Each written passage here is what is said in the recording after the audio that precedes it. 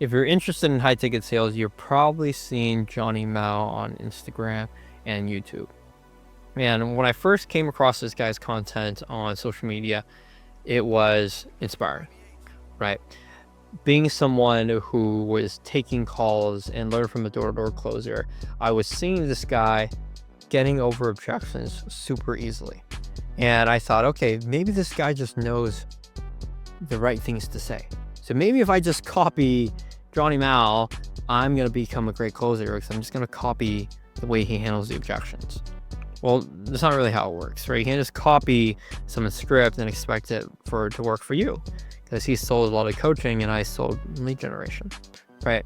But slowly over time, I would essentially watch his content, nearly all of his content, understand the framework that he had in overcoming objections, and having the customer we're selling to have a shift in their identity, right?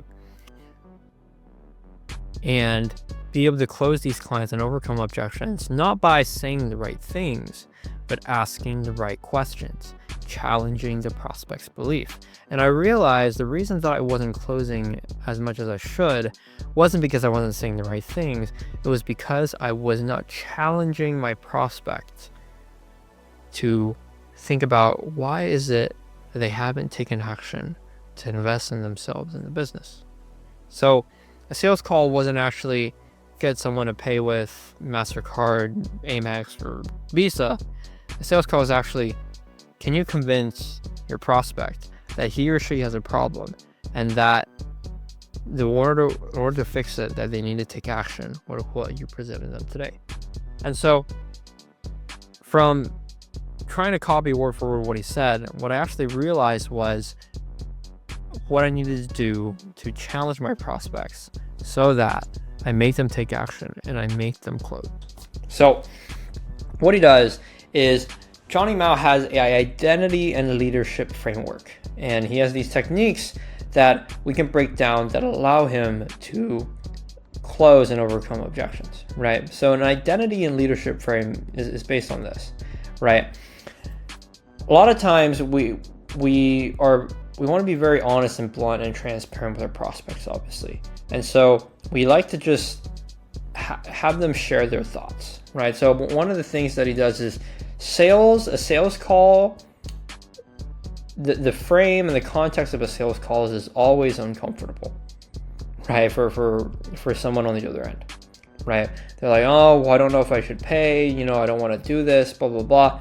He always emphasizes that, hey, I get it. For most people, this is an uncomfortable decision.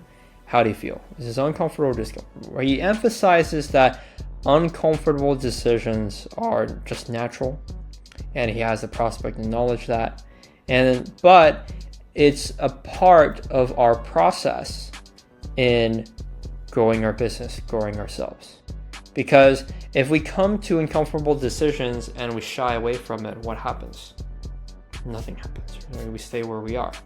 But how do heroes, get to the point where they marry the princess? Well, they have to overcome uncomfortable decisions, right? So this is a shared experience that you need to remind your prospect that, hey man, to grow your business or to get to where you are today, you probably had to go through something that's uncomfortable, right? And so what did you do to get to where you are today? Well, you faced discomfort, right? And you got over it, right? And so today we're just in that position again, right? What's going to happen if we don't face what is challenging us, right? From here, he says something like, hey, as guys in our family, we need to make uncomfortable decisions to provide for our family, right? And so we acknowledge the shared reality that with our prospects, we are responsible not just for us, but for our families, right? And we also need to acknowledge the shared reality that growth only comes from taking risks. You're not going to be able to grow without taking risks, right? You're not going to be able to grow your business from referrals. You need to try something to get there, right? And so Examples are, I applaud you for leaving your old HVAC company. That was uncertain, but you grew. Most prospects, they've done something uncertain. They've taken risks in the past. Everyone has taken risks. So, hey man, like you probably, in order to start your own business now, you probably had to leave a 9-to-5, right? And so I applaud you for that because you faced uncertainty and you grew. And so now we want to become better. What are we facing again? Well, obviously more uncertainty, right? And so what do we need to do now, right? So we remind them that they definitely have had a certain situation in the past that was uncertain, but they grew. But they only grew because they took action. So if we come to uncertainty again and don't take action, what's going to happen? Nothing, right? And so another thing is that we're reminding them of past situations and then going back to showing them the current situation and allowing the prospect to see the connection between a past experience and the current experience, right? And that will help them overcome objections and anything that's not allowing them to take action. And so we want to challenge their decision making on not taking action, right? What would happen if we didn't make a decision to grow today? What would happen if we didn't take action? What's going to happen 6 months from now if we don't do anything today, right? If we don't do anything and we live the same day over and over again, what's going to happen? Do you want that, right? Do you really want that, right? And then we test their commitment to changing their mindset. So they can't just say, yeah, man, I believe you, right? We want to say, are you sure, man? I mean, because we could still just do what we're currently doing, and do this for the next 6 months. Are you sure you want to do this, right? Are you sure you think we need to do something about it, right? You want to challenge your mindset, right? How committed are you in overcoming this way of thinking that when it comes to investing in our business, we never take action, right? And so with this framework, we remind them of past realities and then take them back to our current situation. And then we challenge their decision making and further emphasize the consequence of not taking action. This is what's going to paint the reality for our prospect, not by telling them a story or sharing a metaphor, but just by reminding them of past situations that they certainly have experienced. And so the next part is a couple of techniques that he uses is, in the process, he wants to isolate.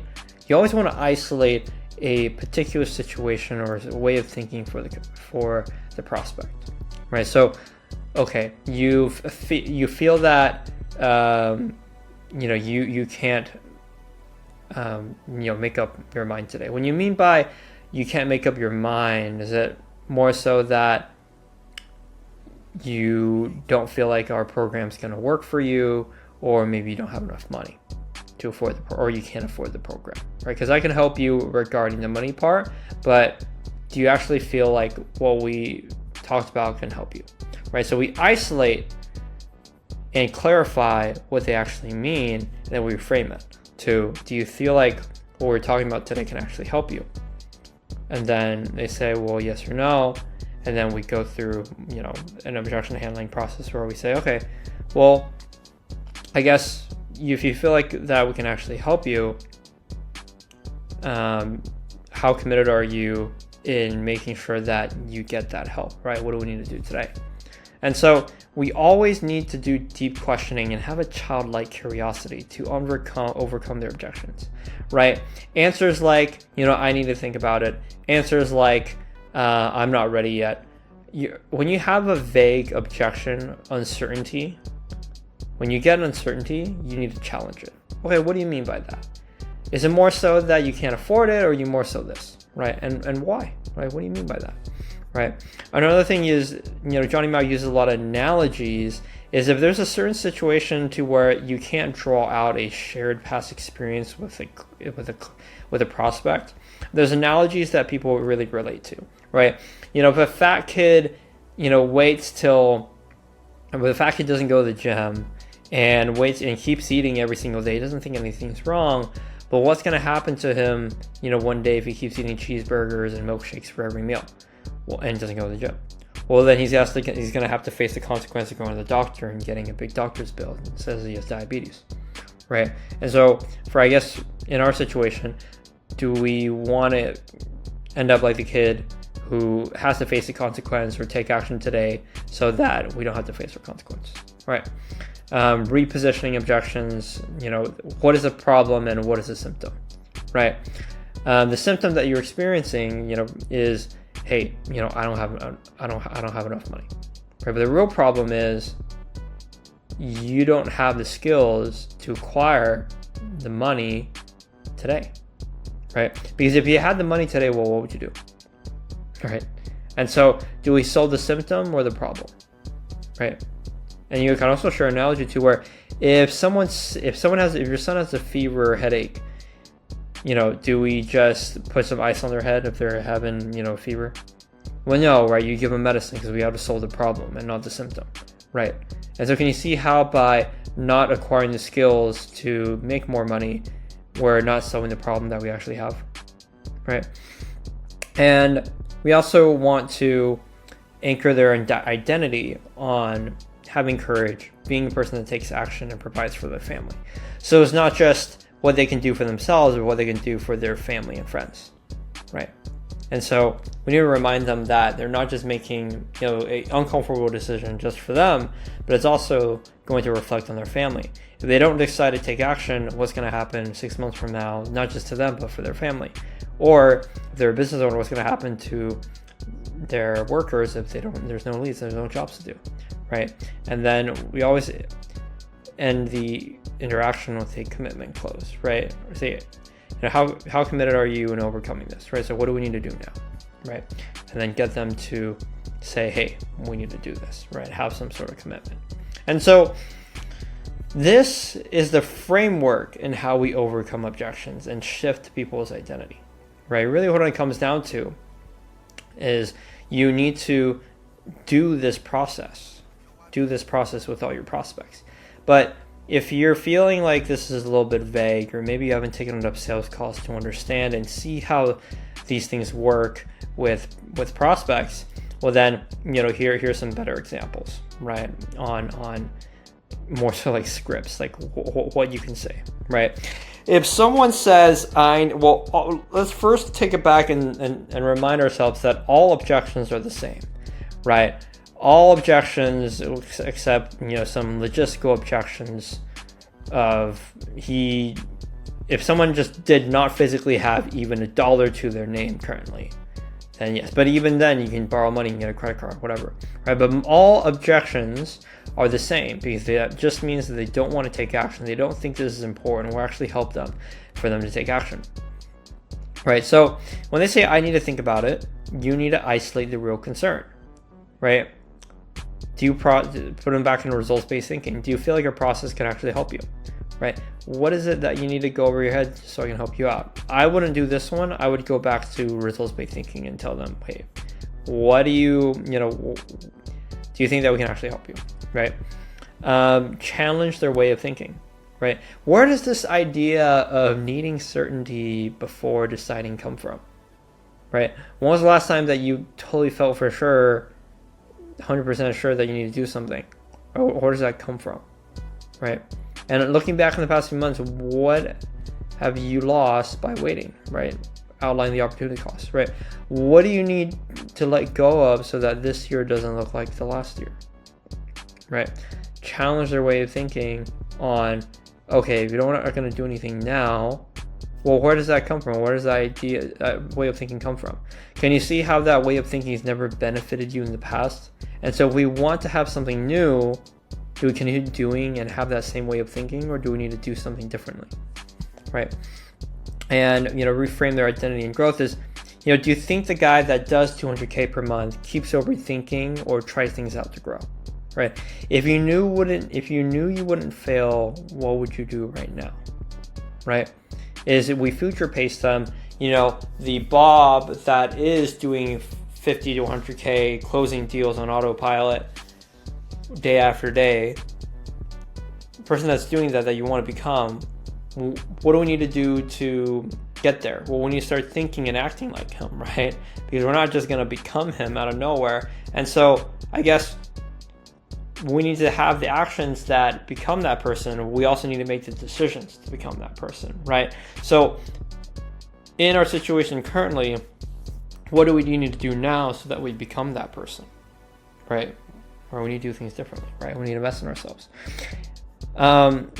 And, commitment closes. So what decision do we need to make right now to bet on ourselves, right? So what are we going to do now, right? Future pacing, right? What changes between now and then? They said, follow back with me in 2 weeks, or I need this amount of time.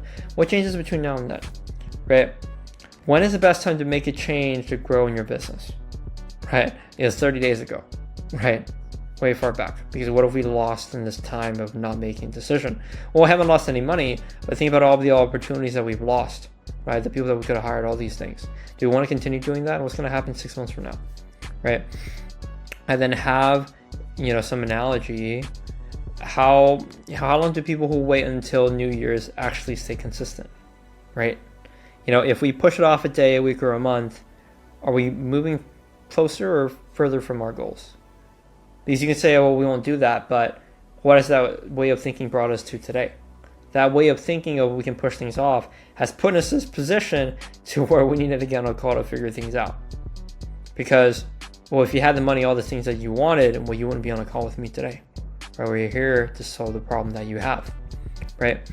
Symptoms, right? They might say it's too expensive, right? What's the problem? What's the symptom? Right? The symptom that you have is things look expensive because we don't have the skills to be able to afford things like this. Because what would you do now if you actually had the money? Well, you would do it, right? But I guess what do we need to solve, the symptom or the problem? Right? The real problem is you don't have the skills to make the money that you need to do things like this, right? So what do we need more? Right? Money, but what do we really need? Skills, right? So how are we going to get the skills, right? Problem, right? I don't have the leads. Even if you don't have leads, is that a symptom or is that a problem? Right? We don't have leads because you haven't tried anything, right? Because if you had the leads today, we wouldn't be on conversations today. So what do we need to do to get more leads? Do we continue to say and wait for leads to come out of nowhere, or do we actually find a way and try things out to get leads, right? If we focus on the symptoms and never solve the problem, what are the day-to-day ramifications? If we continue to not get leads, what's going to happen to your business, man? What are your workers going to think getting no work, right? They're going to leave, right? Money comes and goes. The real question is, are you committed to solving the actual problem, right? If you start using these scripts, I hate saying scripts, you're going to slowly start adopting this way of thinking. But ultimately, you need more calls to start closing like Johnny Mao. But this isn't a specific way of just closing, this is how we get people to take action, right? In anything that we do. You're going to see that by learning this, you're going to approach your relationships, your conversations, and communication differently. Because instead of talking about it, we need to solve problems and take action.